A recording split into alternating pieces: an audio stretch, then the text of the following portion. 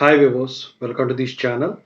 So ఇప్పటి వరకు మనం చాలా విషయాలు మాట్లాడుకున్నాం ఈ తెలంగాణ కాలేజెస్ బంధుల గురించి. కొన్ని కాలేజీలు బంధు పాటించలేదు ఈరోజు అయితే, ఓకేనా.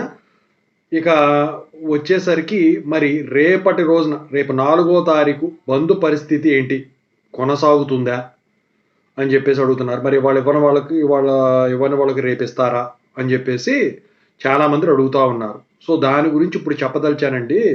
మీరైతే అప్డేట్స్ కోసం, నిరంతర అప్డేట్స్ కోసం అయితే ఖచ్చితంగా అయితే ఛానల్ చూసిన వాళ్ళు చూసినట్టు సబ్స్క్రైబ్ చేసుకోండి, లేకపోతే అప్డేట్ మిస్ అవుతారండి. మళ్ళీ కింద కామెంట్ సెక్షన్లో అదే పెడుతున్నారు నాకు. సో ఇంతవరకు ఈ ఛానల్ సబ్స్క్రైబ్ చేసుకుని వీడియోని లైక్ చేసి షేర్ చేయండి. మీకు ఏమైనా డౌట్స్ ఉంటే కాల్ మీ ఫర్ కాల్ చేయండి. తెలుగు ఇంజినియరింగ్ ఎడిక్షన్ టెలిగ్రామ్ ఛానల్లో జాయిన్ అవ్వండి. ఈ వీడియోకి ఒక హైప్ ఇవ్వండి. ఇక టాపిక్లో వెళితే ఏంటంటే, సో పెద్ద పెద్ద కాలేజీలు హైదరాబాద్లో కూడా క్లోజ్ చేశారండి. 2 రోజులు పెట్టుకున్నారు. ఫస్ట్ ఏంటంటే ఇవాళ 3వ తారీఖు, రేపు 4వ తారీఖు వరకు క్లోజింగ్ పెట్టుకున్నారు.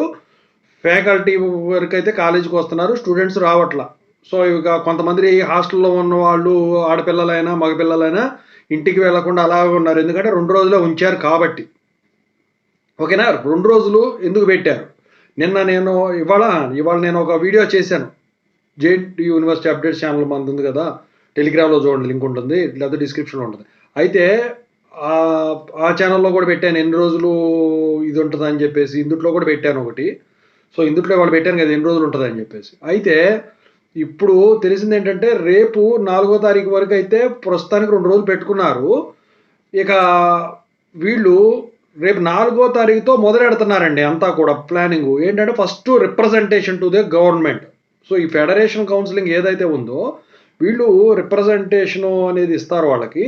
ఇచ్చిన తర్వాత ఇప్పుడు రెస్పాండ్ అయ్యారనుకోండి, ఇక ఎల్లుండి నుంచి మీకు యథావిధిగా కాలేజెస్ ఉంటాయి.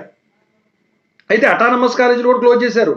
మీరు పెద్ద పెద్ద కాలేజీలు అంటే పాతవి కొన్ని ఆపారు, అటానమస్ కాలేజీలు కూడా క్లోజ్ చేశారు. వాళ్ళు మిడ్లు కూడా పోస్ట్పోన్ చేసుకున్నారు, ఎగ్జామ్స్ కూడా పోస్ట్పోన్ చేసుకున్నారు వాళ్ళు. అయితే ఇక్కడ ఓయూ కింద కొన్నిట్లో ఇవ్వలేదు, కొన్ని శాతం కూడా కొన్ని ఇవ్వలేదు. సో చెప్తా ఉన్నారు. అయితే అందుకనే ఆపారనమాట ఇవాళ రేపు. సో రేపు రిప్రజెంటేషన్ ఇచ్చిన తర్వాత కనుక రెస్పాన్స్ కనుక కరెక్ట్గా ఉండి ఇస్తానన్న 900 కోట్ల బకాయిలు ఇచ్చినట్టయితే, అంటే ఇప్పుడు నేను ఒకటి చెప్పాను ఎందుకు ఇవ్వాలి కాదని, ఒక వీడియో కూడా చేశాను ఆ ఛానల్లో, జేఎన్టీ యూనివర్సిటీ అప్డేట్స్ ఛానల్లో. అయితే ఇక్కడ వచ్చేసరికి ఏంటంటే, మరి వీళ్ళు వచ్చేసరికి ఇది కనుక ఇదైంది అనుకోండి రిప్రజెంటేషన్ ద్వారా, ఇక ప్రాబ్లం ఉండదు. లేకపోతే రేపు రిప్రజెంటేషన్ ఇచ్చిన తర్వాత ఇక ఎల్లుండి నుంచి మళ్ళీ బంద్ కంటిన్యూ అయిపోద్ది. అయితే 6వ తారీఖు బహిరంగ సభ అంట. 10 లక్షల మందితోనే ఎన్నో అన్నారు, కౌంట్ నాకు సరిగ్గా తెలియదు కానీ భారీగా బహిరంగ సభ ఉంటుంది అని చెప్పేసి. 10వ తారీఖు ర్యాలీలు అన్నారు. అంతవరకే ప్లానింగ్ చేశారు. ఇక 11వ తారీఖు ఎలక్షన్ ఉంది. ఇక దాని తర్వాత ఎలక్షన్ అంటే ఇది కాదు, అది వేరు కదా. సో 10వ తారీఖునే ర్యాలీలు ఉన్నాయి. ఇది అయిపోయిన తర్వాత కానీ మనకి ఇక అసలు దాని మీద వీళ్ళు వేస్తారా వేయరా అని తెలుస్తుంది అనమాట. నాకు తెలిసి అయితే ఖచ్చితంగా అయితే అన్ని రోజులు ఉంచరు, ఎందుకంటే అకాడమిక్ దెబ్బతింటుంది. ఇంకో పక్క బీఫార్మసీ. సో ఇక బీఫార్మసీ గురించి మాట్లాడుకుంటే, సో ఓయూ గురించి అంటే ఆ జేఎన్టీ యూనివర్సిటీ అప్డేట్స్ ఛానల్లో పెడతానండి ఇప్పుడు వీడియో, చూసుకోండి అది కూడా. సో ఇప్పుడు ఏంటంటే ఈ బీఫార్మసీ ఎగ్జామ్స్ కొంతమందికి ఏంటి, కాలేజీలు లాక్ చేసేసిన తర్వాత బంద్ చేశారు కదా, ఫ్యాకల్టీ మాత్రం లోపల ఉంటారు కదా.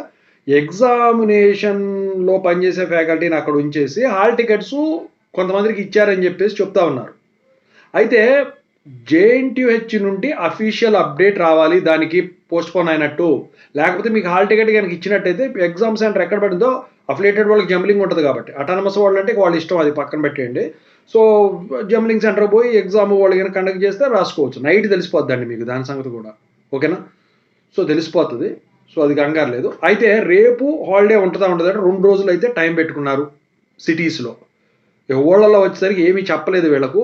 మరి అక్కడ వాళ్ళు ఫాలో అయిన దాన్ని బట్టి ఇక్కడ ఫాలో అవుతారు కాబట్టి, ఓకేనా. మొత్తానికైతే ఇది వచ్చేసరికి దీని గురించి ఏమీ తెలియదు కాబట్టి అక్కడ ఉన్నవాళ్ళు రేపు జరిగే రిప్రజెంటేషన్ తర్వాత దీనిపైన అయితే నిర్ణయం తీసుకొని ఉన్నారు ఓవరాల్గా ఇది.